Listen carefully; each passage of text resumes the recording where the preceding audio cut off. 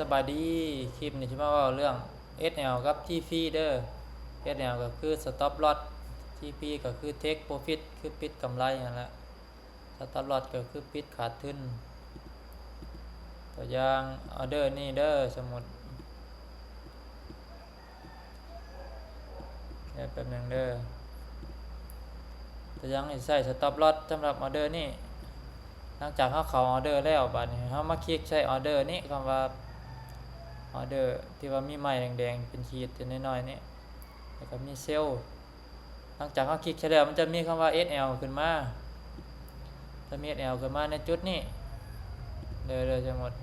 คลิกปุ๊บใช่ไหมแล้วมันจะมี SL ขึ้นมาเขาก็มาคลิก SL นี้หลังจากคลิกใช้แล้วบัดนี้เขากับซูมตัวนี้จำเป็นตัวเลขให้ดึงลงมานี่มันจะลงมาทางนี้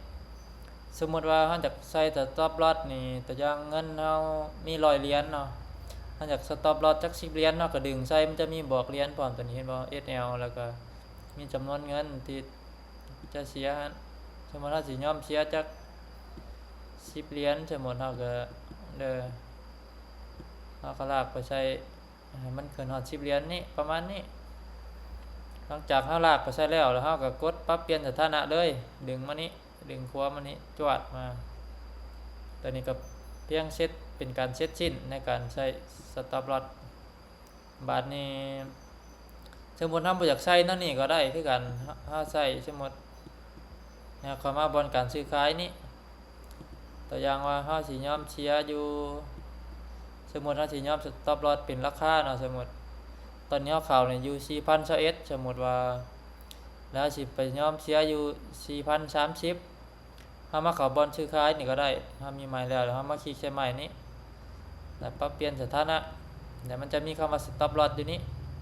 ตัวอย่างสิยอมเชียร์อยู่ 4,030 มาก็มาพิมพ์ตัวเลขใส่ก็ได้กดปรับเปลี่ยนเลยเป็นการเซตชิ้นบัดนี้ถ้าสิมาว่าถึง TP บัดนี้สมมุติอยากใช้ TP ในไม้นี้บอลที่ว่าปิดกำไรหั่นสมมุติว่าให้มันลงมาฮอด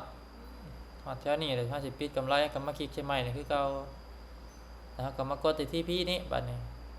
กด TP ปุ๊บมันจะมีเส้นเขียวๆขึ้นมาให้เด้อแป๊บนึงนี่เส้นเขียวๆเส้นนี้ให้เฮาลากไปใส่เลยอยากปิดกำไรจักเหรียญคือตัวนี้มันจะเป็นจำนวนที่เฮาต้องการปิดสมมุติว่าอาจจะให้มันปิดจัก5 เหรียญสมมุติจัก10 เหรียญเฮาก็เลื่อนมาอยู่บ่งคำว่า10 เหรียญนี่แล้วก็มากดปรับเปลี่ยนสถานะเลยประมาณนี้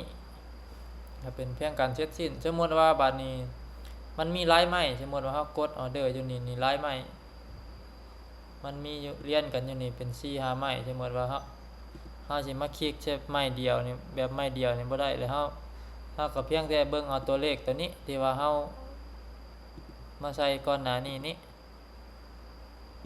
คือตัวเลขตัวก้อนมันเป็นตัวเลขลายเฮาก็ไปพิมพ์ใส่เลยคือตัวอย่าง SL ตัวนี้มันนี่เป็น4,011สมมุติมันมีอีกไม้นึงเด้อสมมุติ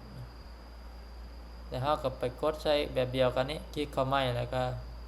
ไปปรับเปลี่ยนสถานะเฮาก็มาปรับเปลี่ยนใส่บน Take Profit นี้ตัวอย่างให้ใส่4,011ก็ประมาณนี้เด้อแล้วกดปรับเปลี่ยนก็เป็นเพียงการเสร็จสิ้นแล้วก็มีแต่รอแล่นไปตามเลยบัดนี้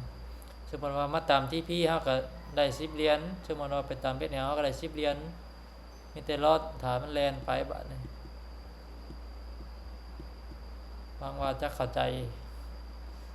สำหรับคลิปนี้ก็สิมีเพียงเท่านี้เด้อขอขอบใจ